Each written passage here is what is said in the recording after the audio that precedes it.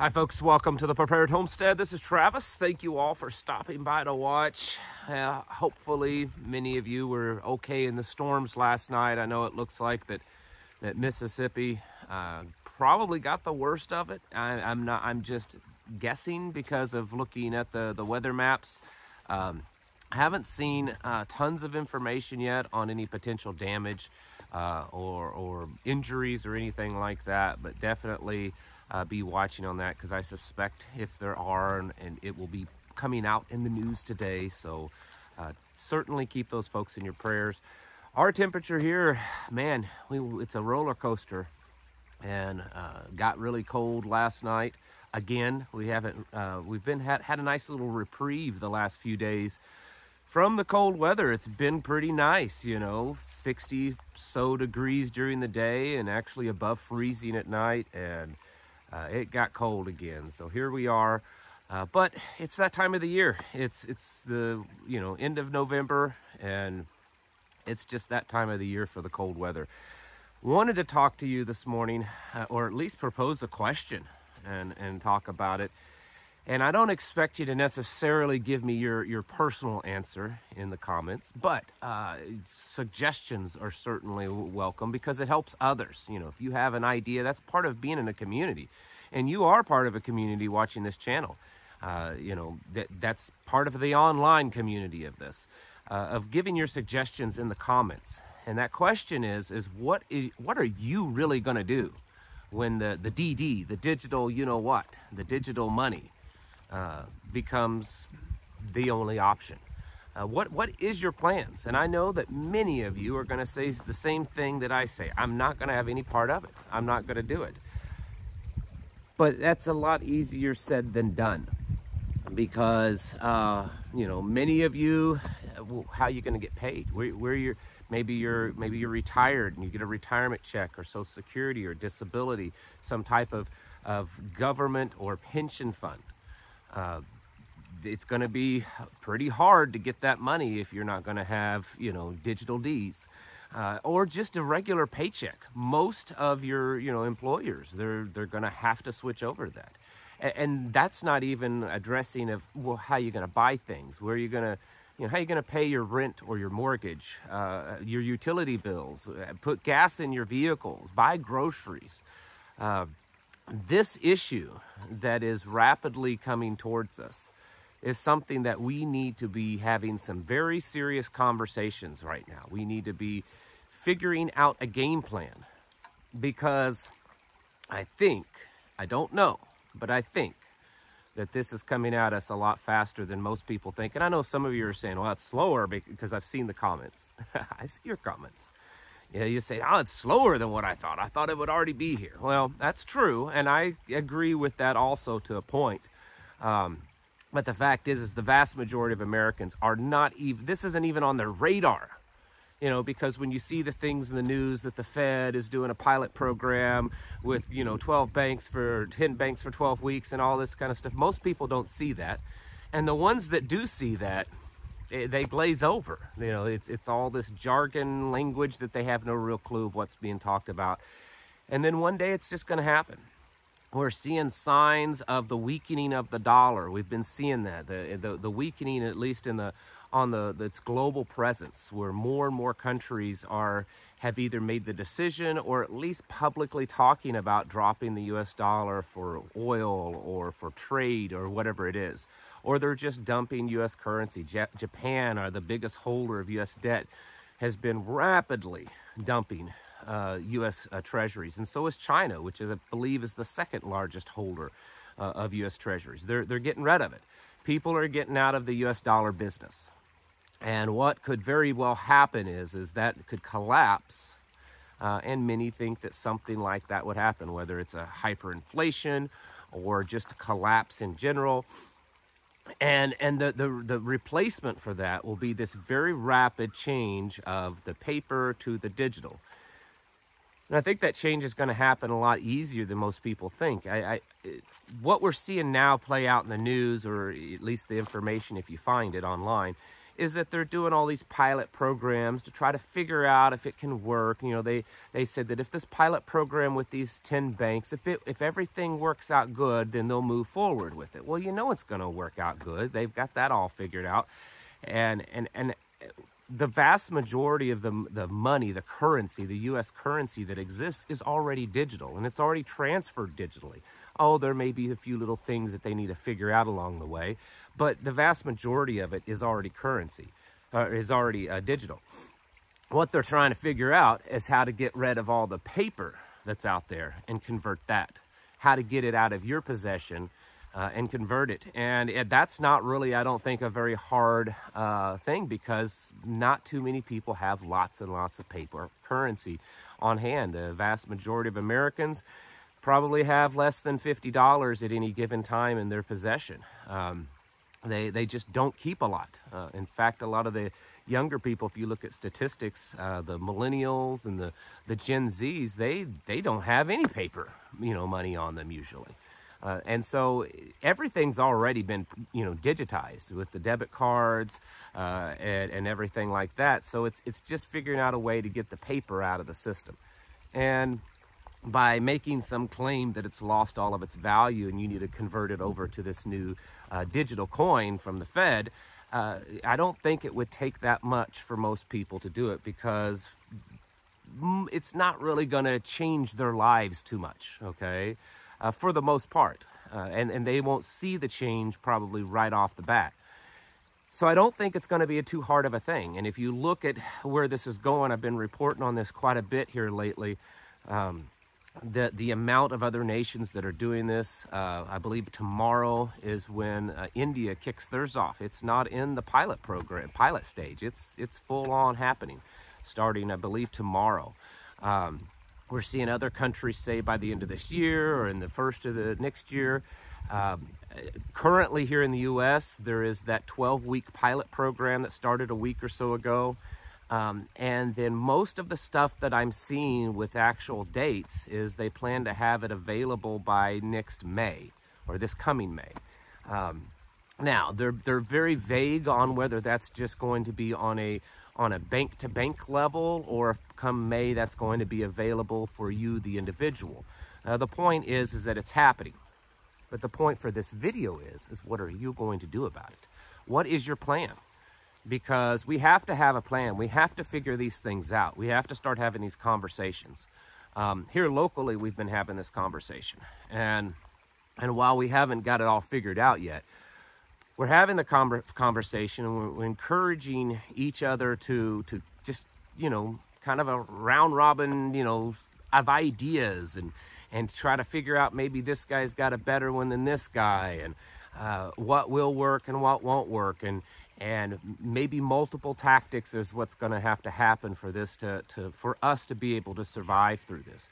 Because the reality is it doesn't matter how many guns you have, it doesn't matter how much, beans and rice that you have stacked. Once this happens, if you're not prepared for this, it's going to be really hard on you, especially if you don't want to partake in the big digital D stuff. There's options out there. I'll admit, none of them are really great. The first one that I think everyone should be striving for more than ever, just for this reason, more than ever, is to be as self-sufficient as possible. As self-sufficient as possible. The less need that you have for the systems, for the supply chain, for, food systems, for energy systems, the less need you have for that, the more self-sufficient you can be, well, the better off you're going to be. Of course, there's always the question of taxes. What if even if you own your property free and clear, how are you going to pay the taxes on it? Again, no solid answers, but some of it could be, talking to your county or wherever it is that you pay your property tax. Usually it's at the county level. Would they accept gold and silver coins as payment? And then another one is just paying it in regular coins that exist. U.S. minted quarters, nickels, dimes. Not silver ones, just current circulated ones. And while that could be a lot of coin, it's been upheld in court that you can pay tax bills in coins. And that is a constitutionally covered minted coin. That's different than a Federal Reserve note. Now, I'm not going to say it's constitutional money because it's not gold and silver. But it is a minted coin from the U.S. Mint. It's definitely more constitutional, even though it still has no, I mean, it has some value, but very little. But it's more constitutional than the Federal Reserve notes. And in theory, if you wanted to work on converting, say, $10,000 of your money into quarters and storing them away, you could use that stash of quarters to pay your property taxes. Now, I know what many of you are going to say. Well, my property taxes are $10,000 or more than $10,000. I get that. Maybe that's a good reason why you should move to places like out here where your annual property tax bill is usually just a few $100s a year. So it makes it easier to do that. But I know it's an inconvenience. It's odd. It's an inconvenience, but it could work. You know, working with local businesses, you're probably not going to find a lot of big national chain, corporately run, or even franchise businesses that would be okay with bartering or your gold and silver, but some of your local ones you could. In fact, you know, for instance, there's a local Amish store that we've already been having conversations with that are on board with, you know, bartering. And I've talked to a local feed store about the same conversation, and they're open to it, you know, of figuring out a way that we could do that. Having conversations with locally owned businesses is certainly a possibility.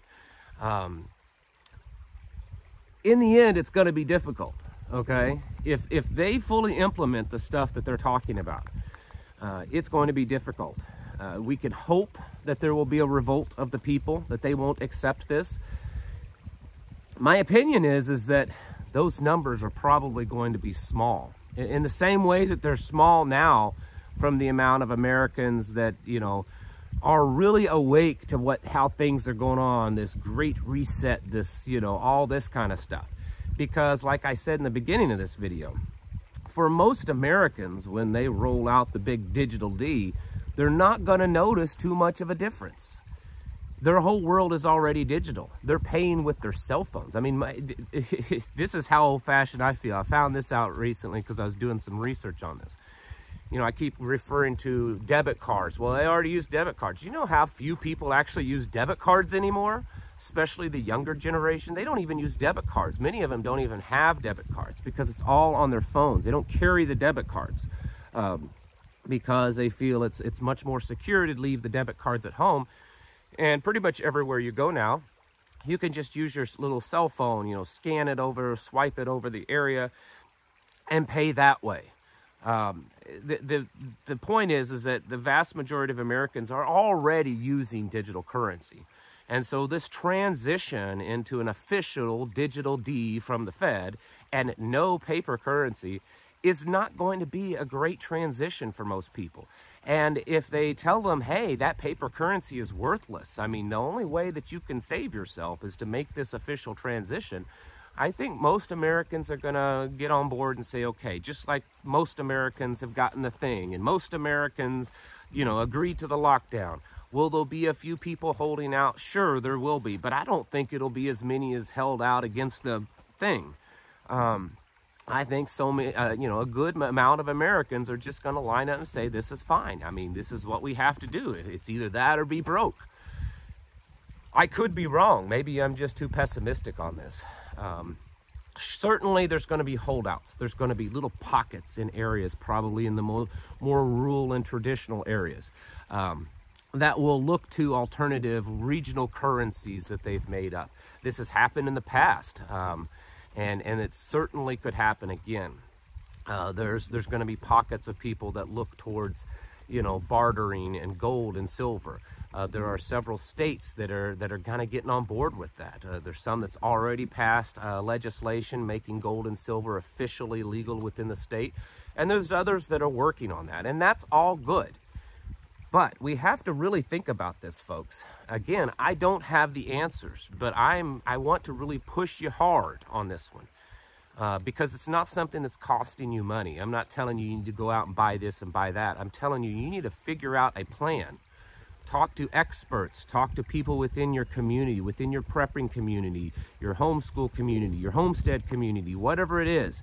Do the research online. Try to figure out a way that you can avoid being part of this system, because it's coming at you. And once you're part of it, once they control your money, then they're going to control your life, because they're going to control what you spend it on, how much you spend it. You're going to have to get permissions basically to spend your money on different things. They will control the value of your money based on how behaved you are in this new environment focused, you know, utopian. It's going to be a devastating life change for people. And unless I'm absolutely off on this, and if I am, so are many, many, many other people, it's coming at us pretty hard and heavy right now. And we may, in fact, only have months. I'm not saying we do. I'm saying we may. We may only have 6 months. It could be a year or 2 years. But at the rate that all these other nations are pushing it at, I'd say we probably have less than a year. And that's just my unofficial, uneducated, and unprofessional guess on this. So folks, get out there and figure out what your solution is. There is another solution. I won't get into deeply in this video because it's just too much, but it's a bank. It's not officially a bank, but it is a bank that's only in gold and silver. They're not part of the Federal Reserve System. They're the only one in existence. They do have a few branches, but you can be part of it anywhere you live in the United States, called UPMA, United Precious Metals Association. Basically, you put $10 US in, and they convert that to $10 in value of silver, and it sets in their vaults. And there are ways to be able to spend that like you do a bank with the debit card system. But like I said, that's something a little bit more to go into for another date. The point is, in this video, folks, we gotta buckle down on this. We need to be seriously having these conversations, doing the research, digging into it. Don't put this off. Don't get so focused on all the other stuff that may be important that you don't focus on this, and you don't come up with a solid plan on how you're going to react to this when it happens, because it looks like it's very much happening, folks. It's time to get your houses in order, to prepare yourselves mentally, physically, and spiritually. Thank you for watching, and I'll catch you in the next video.